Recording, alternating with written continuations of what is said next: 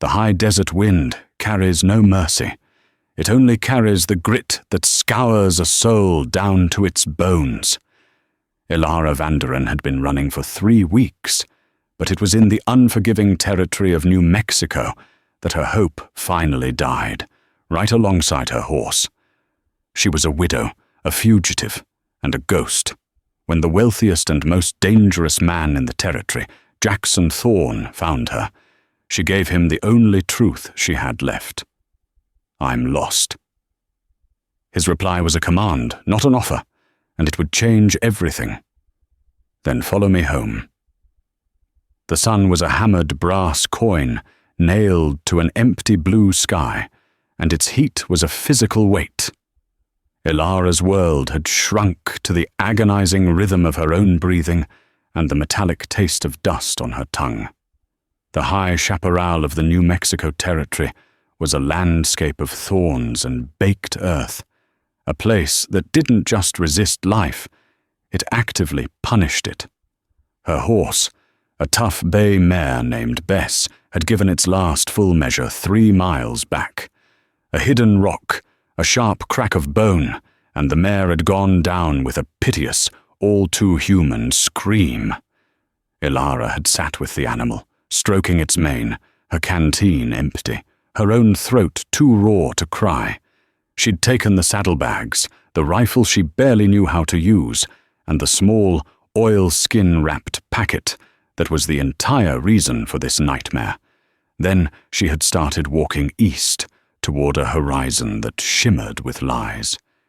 She was Ilara Vanderin, but that name was a curse. For the last 3 weeks, she had been Mrs. Hayes, a widow, traveling to meet a fictional cousin in Santa Fe.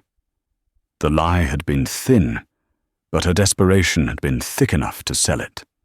Now, all pretense was gone.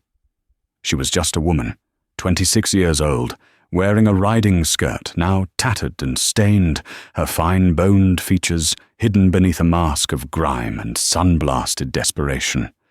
She was running from St. Louis, running from the memory of her husband, Marcus, a man whose charm in the ballroom was matched only by his cruelty in the private study. Marcus, who was part of the powerful Vanderin merchant family, a clan that saw the West not as a home, but as a vault to be plundered. And she was running from what happened the night he died. The family called it murder. The family called her a thief. She just called it survival. She stumbled, the rough sole of her boot catching on a shard of shale. She fell hard, the rifle clattering beside her, the saddlebags landing with a heavy thud. The impact sent a jolt of pain up her arm and, worse, a cloud of hopelessness, so thick it choked her. This was it. This was the end. She would die here, and the buzzards would pick her clean, and the Vanderins, with their silk vests and cold eyes, would win.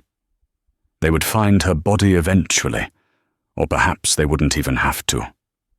They would simply absorb her holdings, erase her name, and the ledger she carried, the proof of their vast, criminal enterprise, would be buried with her. She lay there for a long time, the sun burning through her blouse, the ground sucking the last of the moisture from her body. She thought about her mother, who had warned her against marrying a man, too shiny to be real. She thought about the single, desperate moment in the study, the heavy brass paperweight, the look of shock on Marcus's face. No, she couldn't think of that. A sound, dull and rhythmic, broke the silence. Thud, thud, thud. It wasn't her own heart. This sound was outside of her. Ilara pushed herself up on one raw elbow, her vision swimming. A figure was approaching, a rider, moving not with the frantic pace of a posse, but with the unhurried, arrogant confidence of a man who owned the very ground he crossed. He was large, silhouetted against the blinding sun, a king on a throne of black leather. He rode a magnificent black stallion that seemed to drink the heat, its coat gleaming like obsidian. The man himself was not a dusty cowhand. He wore a clean, dark duster, a fine-brimmed hat, and his boots were of a quality she recognized from the most expensive shops in St. Louis.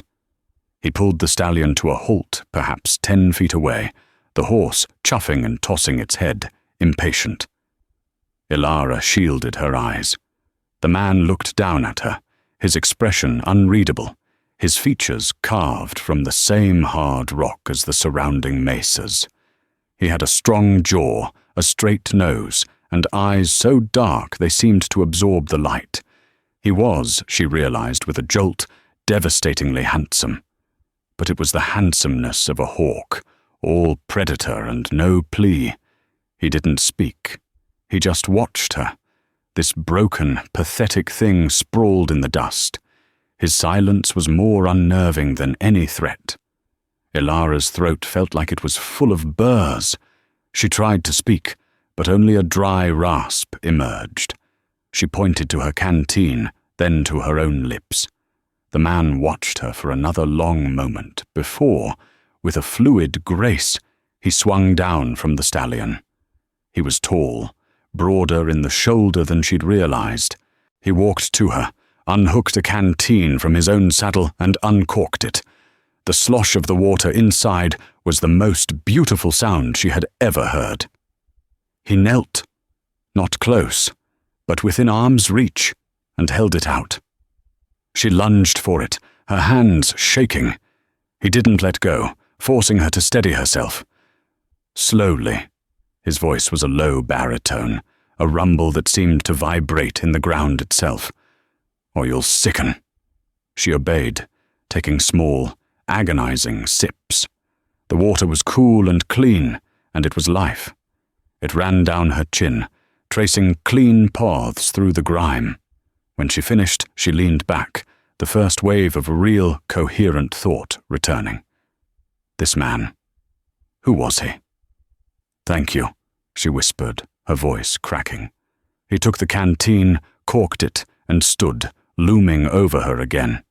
His gaze dropped to the rifle, then to the saddlebags, then back to her face. "You're a long way from anywhere, Mom," he said. It wasn't a question. "My horse," she broke her leg. "I can see that," he said, nodding back the way she'd come, though Ilara was sure the mare was out of sight. "What I can't see is what a woman like you is doing in the middle of the Thorn Valley." Thorn Valley. The name meant nothing to her. "I was heading to Santa Fe. I must have taken a wrong turn." He gave a short, humorless laugh. "A wrong turn? Ma'am, you're 50 miles south of the nearest trail to Santa Fe. You're not on the wrong trail. You're on my trail." A cold dread, sharper than the heat, pricked her skin. "Your trail?" "This land." He swept a gloved hand in an arc that seemed to encompass the entire brutal world. From the Devil's Jaw to the shallow river, it's all mine. I am Jackson Thorn. The name hit her. Not Thorn Valley. Jackson Thorn. She was on his land. She had heard the name, even in her brief, terrified stops in the border towns. A name spoken with a mixture of awe and fear. A millionaire, a cattle baron, a man who had come west with nothing and had carved an empire out of the desert. A man who, rumor had it, was a law unto himself. And she was on his land, a trespasser, a fugitive. "I didn't know," she stammered, trying to get to her feet. The rifle. She needed the rifle. She reached for it. In a move so fast it was a blur, his boot was on the rifle stock, pinning it to the ground. "I wouldn't," he said, his voice dropping to that same dangerous quiet. "Now, who are you?" She had to think. "Hayes," she said. "Ilara Hayes. I'm a widow, from Illinois. I'm traveling to meet my family." He stared at her, his dark eyes seeming to strip away the layers of her lie. He saw the fine spun linen of her blouse under the dirt, the cut of her boots, the soft, uncalloused skin of her hands. now blistered and bloody. He knew she was no farmer's widow from Illinois. He knew she was lying, but he didn't call her on it. He just studied her, a long, calculating look, as if assessing a piece of new, unproven livestock. A widow, he repeated, the word tasting strange in his mouth. He looked at the vast, empty expanse around them. He looked at her, a single, broken piece of a world that didn't belong here. "Please," she whispered, the last of her pride crumbling. "I don't have any money. I don't have anything. I'm lost." The words hung in the air, a final, desperate admission. It was the truest thing she had said all day. She was lost in every conceivable way a person could be. Jackson Thorne stared at her. This was a complication. He had ridden out to check on a dry spring, not to play savior to a woman who was clearly running from a past that was likely to be armed and dangerous. His foreman, Ben Hollister, would call him a fool. His housekeeper, Maria, would scold him. Bringing a stray home was one thing. This was a different animal entirely. This was a woman of quality, and quality women meant quality trouble. And yet, there was something in her eyes, not just fear. There was flint. She had survived this long. She had walked when her horse died. She was broken, but she wasn't shattered. He admired that. He admired it more than he should. He made a decision. It was fast, total, and final, like all his decisions. He stepped back, removing his boot from her rifle. He gestured to the saddlebags. "Get your things." She looked at him, confused. "What?" "Get your things," he repeated. He turned and walked to his stallion, mounting in one smooth motion. He looked down at her, a god from on high. "I can't," she said, her voice small. "I can't go on." "I'm not leaving you here to die, Mrs. Hayes," he said, his voice flat. "It's bad for the land. The buzzards get lazy." He nudged the stallion closer, reaching down a hand gloved in thick, dark leather. "My ranch is a day's ride from here. You can rest. You can find your way." She stared at his hand. It was a lifeline. But lifelines in this world always had a price. She was trading one unknown danger for another. But the sun was a certainty. Thirst was a certainty. Death was a certainty. This man, he was a chance. She grabbed her saddlebags with one hand, letting the heavy rifle drop. She couldn't manage both, and took his hand. His grip was like a steel trap. He didn't pull her up so much as lift her, swinging her onto the saddle in front of him with an ease that stole her breath.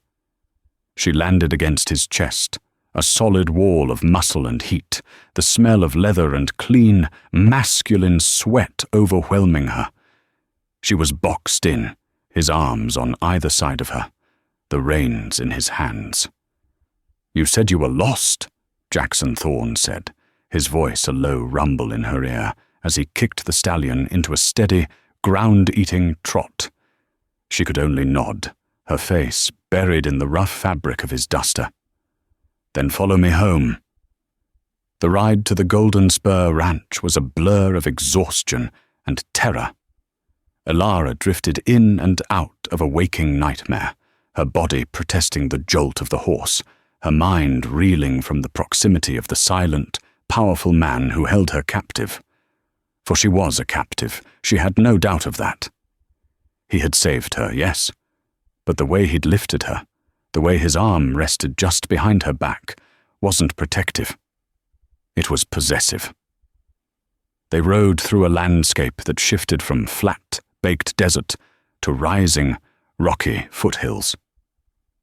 Jackson Thorne spoke only to his horse, low murmurs of encouragement or command that the stallion seemed to understand perfectly. As the sun began to dip, painting the sky in violent hues of orange and purple, a valley opened up before them. It was, Elara had to admit, the most beautiful and terrifying place she had ever seen. This was not a valley. It was a kingdom.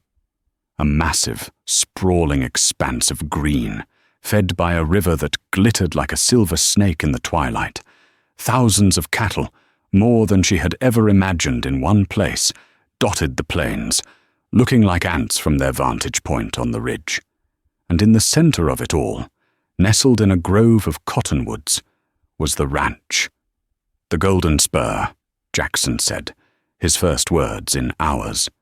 Ilara had pictured a rustic cabin, or perhaps a large, rough-hewn farmhouse. What she saw was a fortress. It was a 2-story adobe and timber mansion, built in the Spanish style, with a red-tiled roof and a deep, shaded veranda that wrapped around the entire structure. It was surrounded by a high, thick adobe wall, a compound built for defense. Barns, bunkhouses and corrals spread out from it, a small town dedicated to this one man. As they rode through the main gate, a massive, timber-barred arch, a silence fell over the yard. Cowboys, tough-looking men with pistols on their hips, stopped their work. They looked at their boss, and then they looked at the bedraggled woman he carried. They didn't stare, not exactly.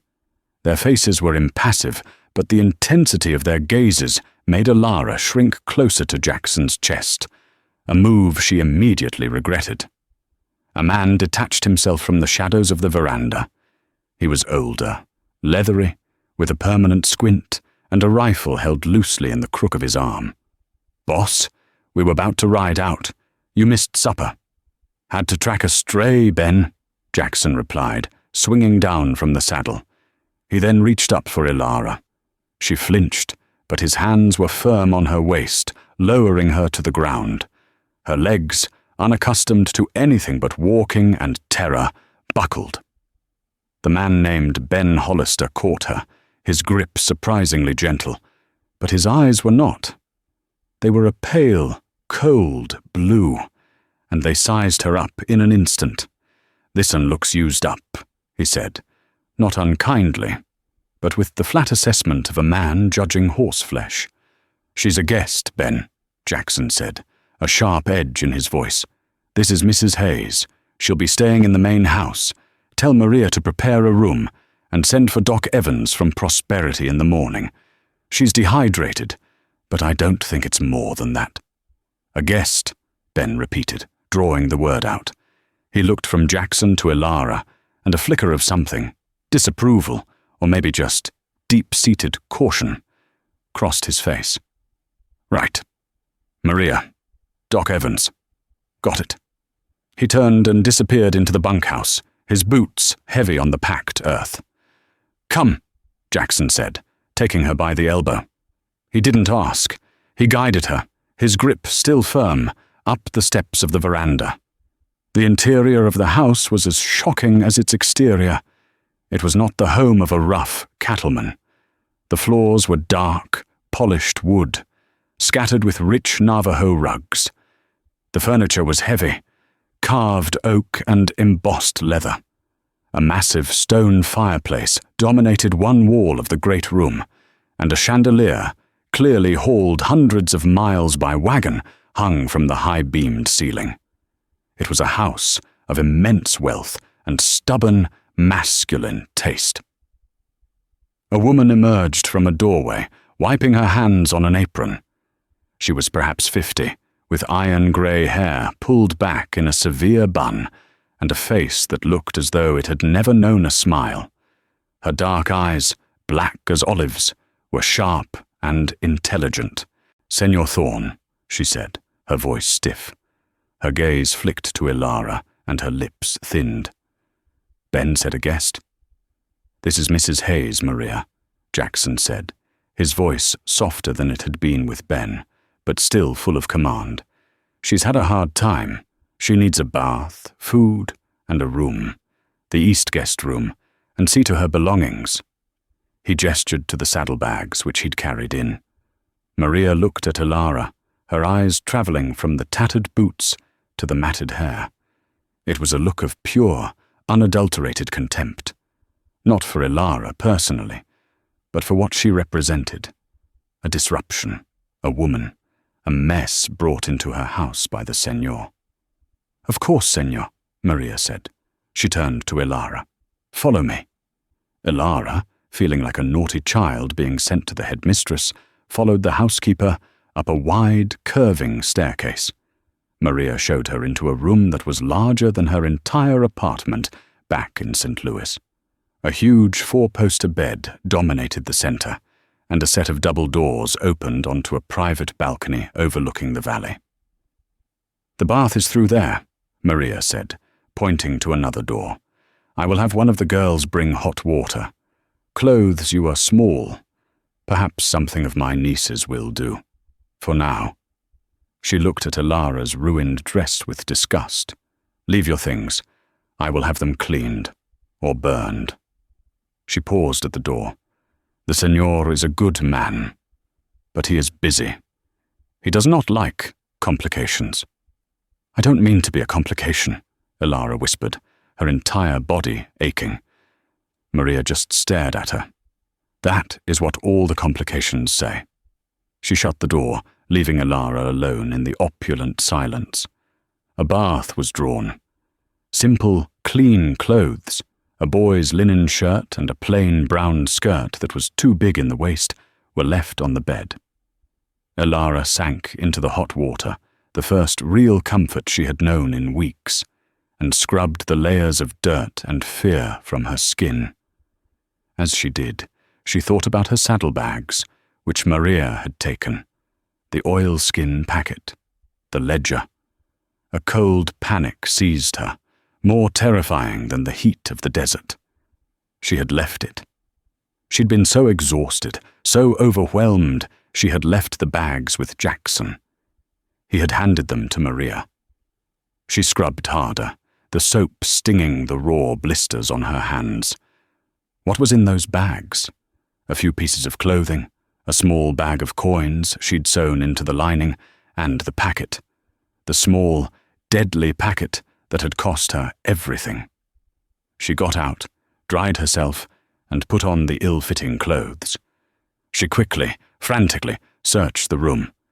Where could she hide it if Maria brought it back? There was a loose floorboard near the fireplace, a deep wardrobe. Her mind raced. A soft knock came at the door. "Mrs. Hayes?" It was Jackson's voice. She froze. "Yes?" "Maria brought your bags. She thought you might need them." He was just outside the door. "Please just leave them," she said, her voice tight. "I'd prefer to give them to you myself." His voice was polite, but it was not a request. She opened the door. He stood there, holding the saddlebags, which looked clean, the dust brushed from them. He held them out to her. He was freshly shaven, his dark hair damp, and he wore a clean white shirt and dark trousers. He looked, she thought, like a civilized man, but his eyes were the same. Wild, assessing. "Thank you, Mr. Thorne." She took the bags, her hands brushing his. A jolt, like static, passed between them. "I trust the room is to your liking?" he asked. "It's more than I could have imagined. You've been too kind." "I am not a kind man, Mrs. Hayes," he said, his voice low. "I am a practical one. You were dying on my land. That would have been inconvenient." He leaned against the doorframe, a casual posture that nonetheless blocked her exit. "You'll be safe here. No one will find you." The words were meant to be comforting, but they landed like a stone. "Find me." "You're running," he said, stating a simple fact. "Your dress was silk, your boots are custom-made, and the Mrs. Hayes you're playing doesn't fit you any better than that skirt. I don't care who you are or what you did, but while you are under my roof, you are under my protection, and my protection comes with rules." He pushed off the doorframe, taking a step into her room. Ilara instinctively stepped back. "Rule 1, he said, his voice a soft growl. "You do not lie to me. You've already broken that one. We'll let it slide. For now. Rule 2, You do not leave the compound without my permission. Ben Hollister runs this ranch, but I run Ben Hollister. My word is law here." He looked around the room at the gilded mirror and the fine lace curtains. "This is a beautiful place, Mrs. Hayes. But don't mistake it. This is not a sanctuary. This is a cage, and I hold the key." He stopped just a foot from her. She had to tilt her head back to look at him. "You'll see Doc Evans in the morning. You'll eat. You'll rest. And in a few days, when you have your strength, you and I will have a conversation. A truthful one." He turned to leave, then paused. "And, Mrs. Hayes, your hands. Maria has some salve. You've ruined them." He walked out, pulling the door shut with a soft, final click. Elara ran to the door, locking it, her heart hammering against her ribs. She was safe. She was a prisoner. She quickly unlatched the saddlebags, her fingers fumbling with the buckles. She plunged her hand in, past the clothes, past the coin purse. Her fingers closed around the oilskin packet. It was still there. He hadn't looked. Or if he had, he hadn't understood what he was seeing. She sank to the floor, clutching the packet to her chest, the ledger that could destroy the Vanderen family, and, it seemed, the only thing that might destroy her, too. Jackson Thorne had called the Golden Spur a cage. He was wrong. It was a dragon's hoard. And she was the new, stolen, glittering prize, trapped alongside the gold. The Golden Spur did not operate on a clock. It operated on the sun. And the sun, Elara learned, was a brutal master.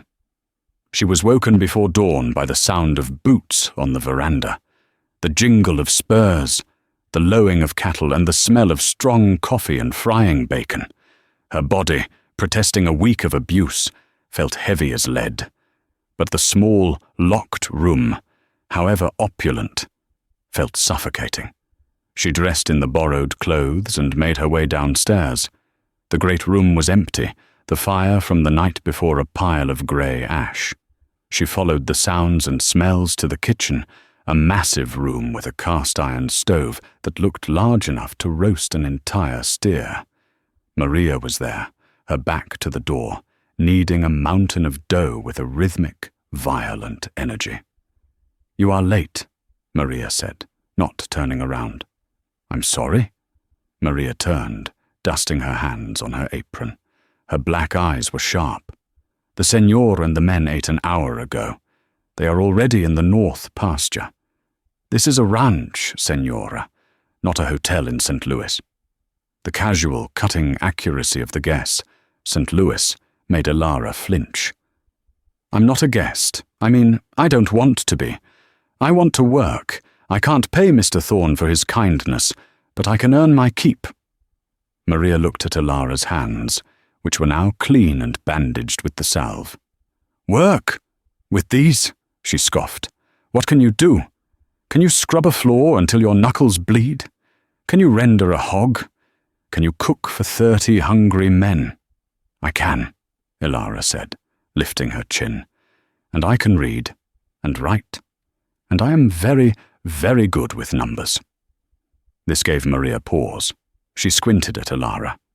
"Numbers, accounts, ledgers. I helped my father with his shipping business." It was a partial truth. Her father had been a merchant, and he had taught her. Marcus had found it unseemly and forbidden it. Maria considered this. The ranch accounts were a mess, a pile of receipts and IOUs that Ben Hollister kept in a boot box, and that she and the Senor argued over once a month. "Humph," Maria said. "We will see. For now, you will eat." She slammed a plate of eggs, bacon, and a thick biscuit onto the kitchen table. "And then you will peel potatoes. We have 50 pounds to peel. We will see how your numbers hold up." Elara ate with a hunger that shamed her, the simple food tasting better than any banquet she'd ever attended. And then she peeled potatoes. For hours. Her back ached, Her bandaged hands throbbed, but she did not complain. She worked until the mountain of potatoes was a hill, and the sink was full of peels. When she was done, Maria inspected the pile. She picked up a potato, turned it over, and nodded curtly. "Not bad. You did not waste much." It was the highest praise Elara had ever received. Days melted into a week. Doc Evans, a portly, whiskey-smelling man from Prosperity, had indeed come. He'd pronounced her healthy, just run ragged, and had left her a bottle of foul-tasting iron tonic, his eyes lingering on her with a curiosity she did not like. Elara fell into a routine. Mornings with Maria in the kitchen, a silent, grueling apprenticeship. Afternoons she kept her word. Maria, with a reluctant sigh, had produced the boot box. Elara had taken it to the small, dark office off the great room, a room that smelled of Jackson's cigars and old leather. She worked. She took the scraps of paper, the scrawled notes, the feed receipts, and the payroll chits, and she began to build a world. She created a ledger, a real one, with columns for debits and credits. She found overcharges from the freight company in Prosperity. She found that a supplier in Santa Fe had been double billing them for barbed wire for 6 months. She learned the true scope of Jackson Thorne's empire. He didn't just own cattle. He owned the water rights to the entire valley. He owned a controlling interest in the bank in Prosperity. He owned, in effect, everything. And he watched her. He would come in at night, long after the men were in the bunkhouse, while she was still at the desk, a small oil lamp throwing shadows on her face. He wouldn't speak, just stand in the doorway, a glass of whiskey in his hand, and watch her make sense of his world. "You're good at this," he said one night. She looked up, startled. "I told you I was." He walked in, setting his glass down on the desk, his presence filling the small room. He looked at the ledger she was creating, the neat columns, the elegant, precise script. "My father," he said, his voice quiet, "was a sharecropper in Tennessee. He couldn't read his own name. He signed a contract with an X, and it cost him his farm, his life. He died owing a man for seed he never got." Elara stopped writing. This was the first piece of himself he had ever offered. "I learned to read," Jackson continued, his eyes on the paper, but his mind miles away. "I learned numbers, and I swore I would never be a man who could be tricked by a piece of paper. I would be the man who writes the paper." He looked at her. "You write a beautiful hand, Mrs. Hayes. You make the numbers sing." "Elara," she said, before she could stop herself. He raised an eyebrow. "Elara." He tasted the name. "It's a good name, wasted on a lie." "It's not a lie," she said, her throat tight. "My name is Elara. Hayes was my mother's maiden name. I took it for protection." "Protection," he mused. "That's what I offer. And in return I get this." He tapped the ledger. "A fair trade, I suppose." "Mr. Thorne." "Jackson." "Jackson," she tried. It felt strange, heavy. "I can't stay here forever. I need to get to Santa Fe. I need to find passage to California." "California," he scoffed. "Running to the sea. How original. You think the past can't cross the desert. You think it can't swim." "I have to try. The people I'm running from, they're powerful." "So am I," he said, the words a simple, cold statement of fact. "You don't understand. They won't stop. They're not like you. They're not just one man. They're a family, a company. They have agents." "Agents," he said, a dark smile playing on his lips. "You mean like the stranger who's been in Prosperity for 2 days?" Elara's blood turned to ice. She gripped the edge of the desk. "What? What stranger?" "Ben was in town yesterday for supplies, a man, dressed in a fine city suit, a bowler hat, asking questions. Jackson's eyes bored into hers. Asking about a woman, a Mrs. Hayes, a widow, travelling alone. Asking if anyone had seen her, if she'd bought a horse, if she'd passed through. She couldn't breathe. He was here. Or his man was. They were close. They had tracked her. "He's staying at the hotel," Jackson continued, his voice dangerously calm. "Told the clerk he was a land surveyor. But he spends all his time in the telegraph office, sending messages, receiving them." "Oh, God," she whispered, her hands flying to her mouth. She stood up, her chair scraping on the floor. "I have to go. I have to leave. I've brought this to your door. He'll find me here. He'll hurt you." "Hurt me?" Jackson actually laughed, a deep, surprising sound. "Elara, look at me. I am not the one in danger here. This man, this agent, he's a city man. He's soft. This is my valley. The coyotes will pick him clean before he gets within 5 miles of this house. You don't know them," she cried, her hard-won composure shattering. "You don't know what they're capable of. They're not just businessmen. They're murderers. She stopped, realizing what she was about to say. "They what?"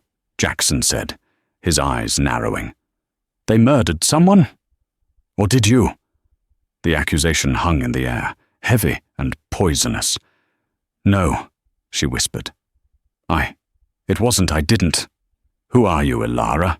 he demanded, taking a step toward her. "What did you do? What did you take?" She backed away, hitting the wall.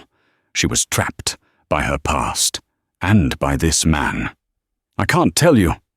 "You will tell me," he snarled, his civility gone, the Baron replaced by the brawler from Tennessee. "You have brought a snake into my garden.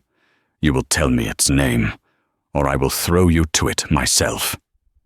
"Blackwood," she choked out, the name tasting like ash. "His name is Cyrus Blackwood. He's a Pinkerton." The name landed in the room like a physical blow. A Pinkerton, not just a hired gun, a detective, a tracker, a man with the full, terrifying resources of a national agency. Jackson Thorne's face went dark. He had underestimated the problem. This was not some soft land surveyor. This was a professional hunter, and he was hunting his guest. "Maria!" Jackson bellowed, striding out of the office. "Find Ben. Tell him to double the guards at the gate. No one in, no one out. And lock the main house. Now." He turned back to Elara, who was shaking, leaning against the wall. His expression was no longer angry. It was something far more terrifying. It was the look of a man preparing for war. "From now on," he said, his voice a low, deadly promise. "You don't leave my sight." Cyrus Blackwood was not a man given to impatience, but the heat and the dust of prosperity, New Mexico, were beginning to test his professional composure. He sat in the lobby of the town's only hotel, a threadbare establishment called the Gilded Nugget, and polished his spectacles. He was a man of medium height, with a neat, trimmed beard and the soft, uncalloused hands of a clerk. He wore a dark, heavy wool suit, despite the oppressive heat, and a bowler hat which sat on the table beside his teacup. He looked utterly, dangerously out of place. He was, as Elara had correctly identified, a detective with the Pinkerton National Detective Agency. His reputation in the Chicago and St. Louis offices was singular. He was the man who found people.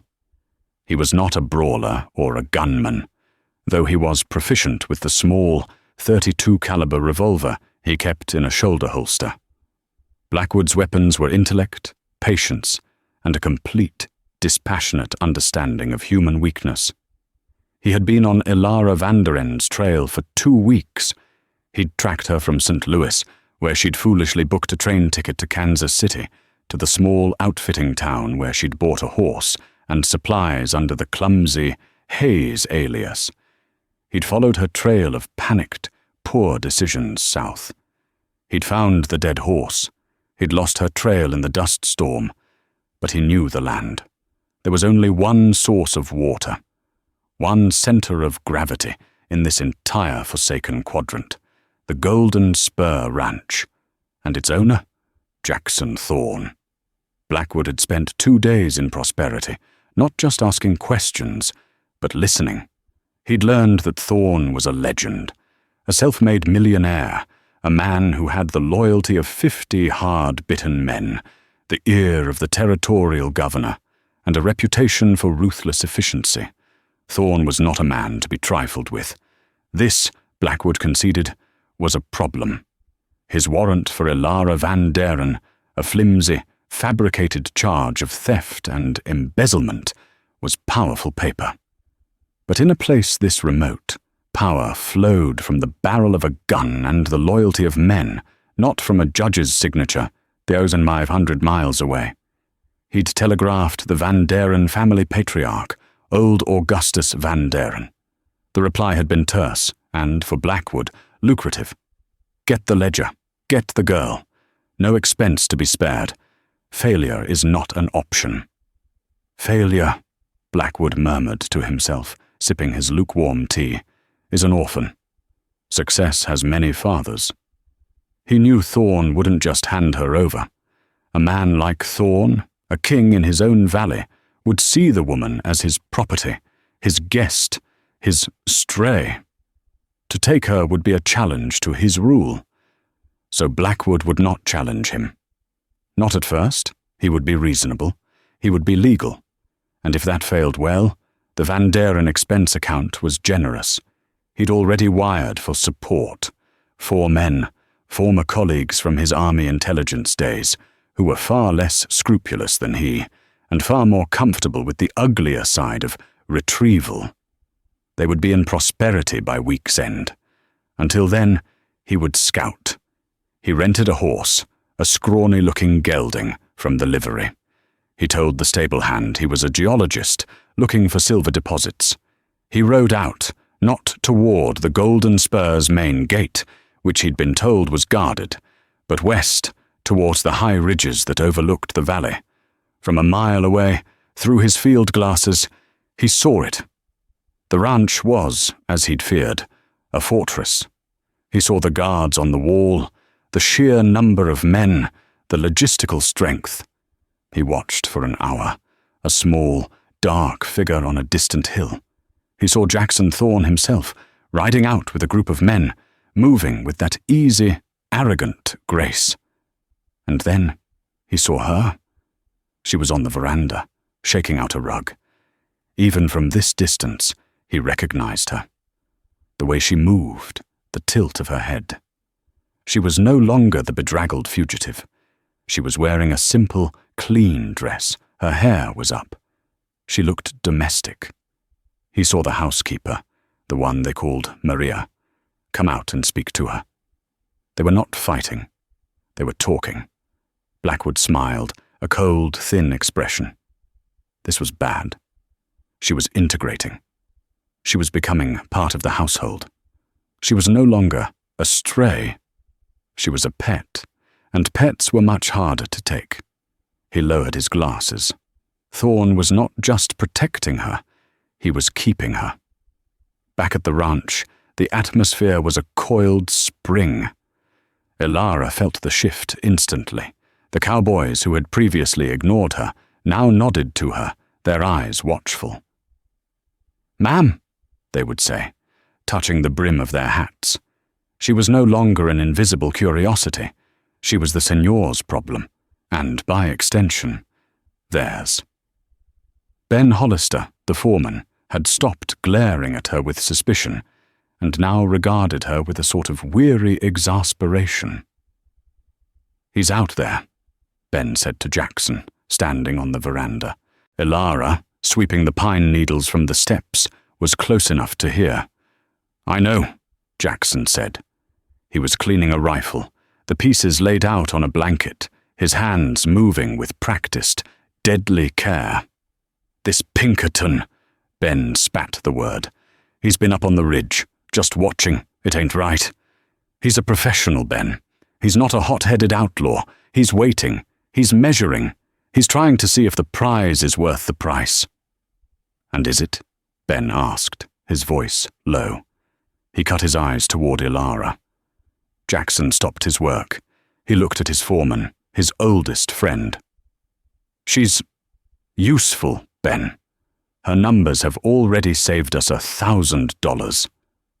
$1,000 ain't worth a war, and that's what he's bringing. You're thinking with something other than your brain, boss."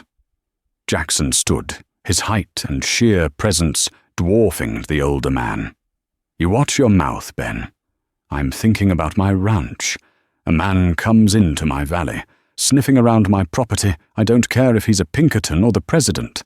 He'll be reminded what thorn means."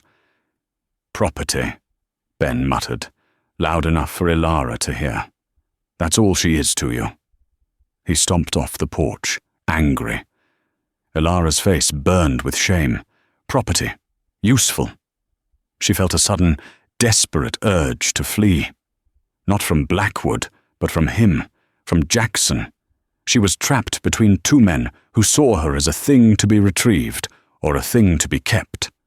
She grabbed a bonnet from a peg, her hands shaking with rage.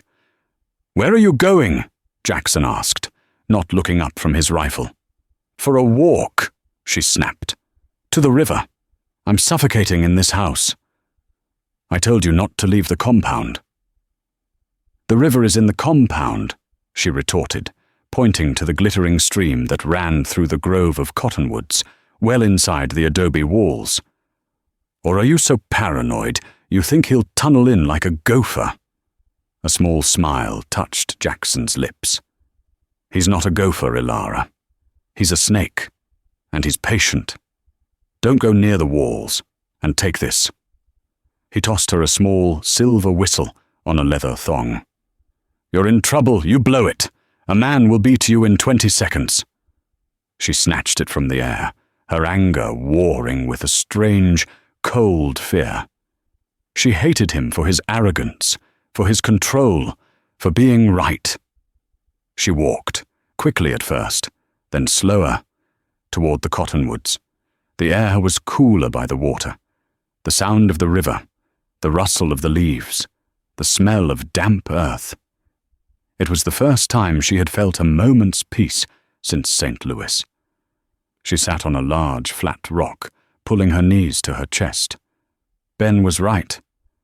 Jackson was thinking with something other than his brain. But what was it? Pride? Stubbornness? Or was it something else? He had shared a piece of his past with her. He had shown her a vulnerability. But a king could be vulnerable and still be a tyrant. She looked at the wall, 50 yards away. It was high, but not that high. She could climb it. She could run. But to where? Blackwood was out there. He was waiting. She heard a twig snap. She spun around, her heart leaping into her throat. "Who's there?" A young cowboy, no older than 20, stepped out from the trees. He was holding a canteen. "Sorry, Mum, Mrs. Hayes. Didn't mean to startle you.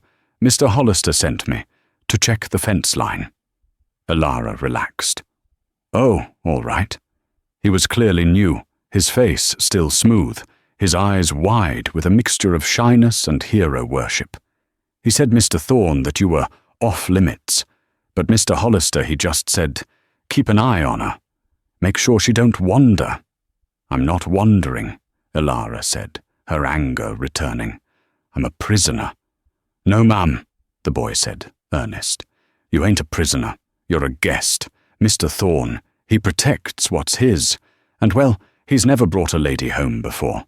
Not one that stayed in the main house." The implication was clear, and it made Ilara's skin crawl. "I am not. I'm his bookkeeper."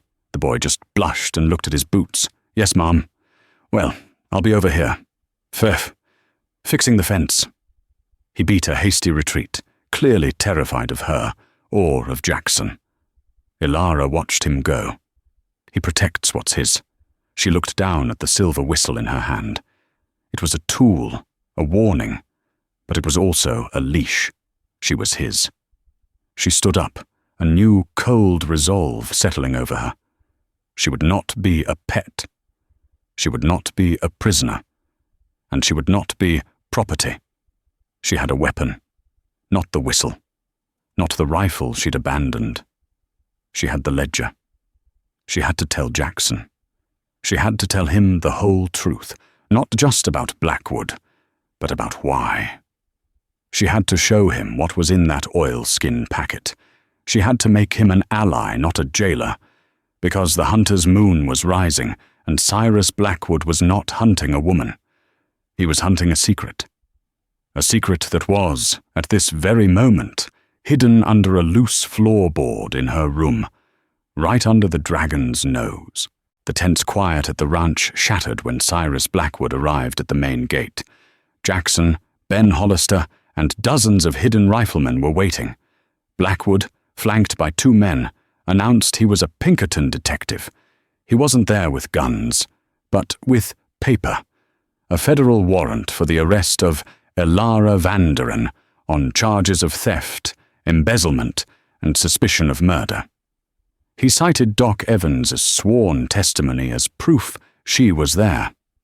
Locked in the office, Elara heard Blackwood threaten Jackson with federal charges for harboring a fugitive. Panicked, she pounded on the door, demanding Maria let her out. She ran onto the veranda, ready to sacrifice herself to save them. "It's over," she told Blackwood. "I'll go." The detective smiled, but then demanded the stolen ledger as well. That's when Jackson made his move. He stepped in front of Elara, pulling her to his side in a shocking display of possession. He announced Blackwood was too late. His warrant, Jackson claimed, was for Elara Vanderen, a person who no longer existed. He declared a circuit judge had visited 3 days prior and performed a wedding. He produced a paper introducing her as "my wife, Mrs. Elara Thorne." The lie was audacious and brilliant. In that valley, his word, backed by a fake certificate, was law. Blackwood, legally checkmated and furious, was forced to retreat, vowing it wasn't over. Back inside, Jackson turned on Elara. He admitted the lie had bought them time, but had put his entire empire at risk. He furiously demanded she finally tell him the truth about the ledger he knew she had hidden. Jackson confronted Elara, revealing Maria had already found the hidden ledger under the floorboards. Trapped, Elara retrieved the packet and showed him the truth. It held 2 books, her abusive husband, Marcus's journal, which detailed bribes for illegal railroad rights, and a second, more damning ledger. This book proved the Vanderens were murdering ranchers who wouldn't sell.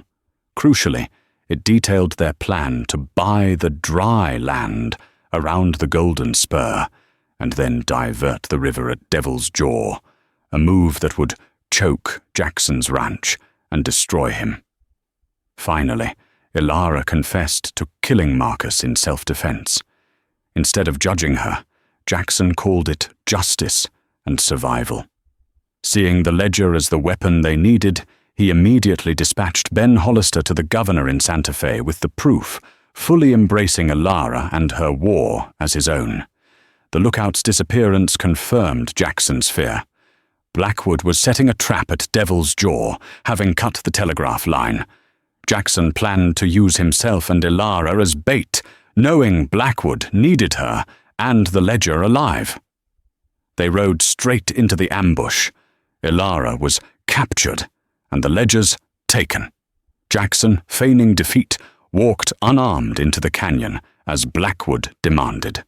But as Blackwood gloated, preparing to kill him, Elara gave the signal. "Now, Jackson," she called. Instantly, the rocks erupted as Ben Hollister and the U.S. Marshals he'd secretly brought from Santa Fe revealed themselves, surrounding the stunned Pinkertons.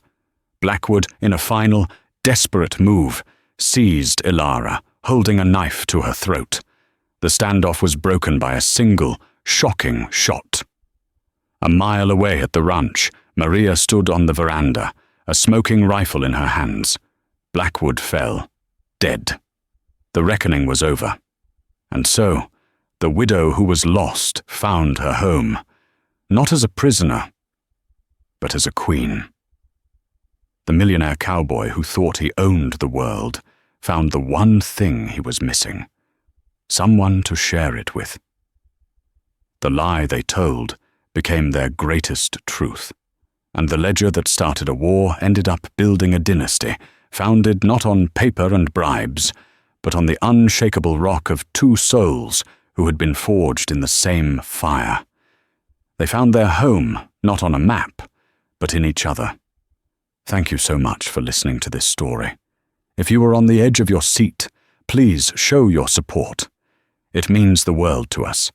Hit that like button, share this video with a friend who loves a good drama, and most importantly, click subscribe and ring that notification bell so you never miss another story of survival, love, and sweet, sweet revenge. We'll see you in the next video.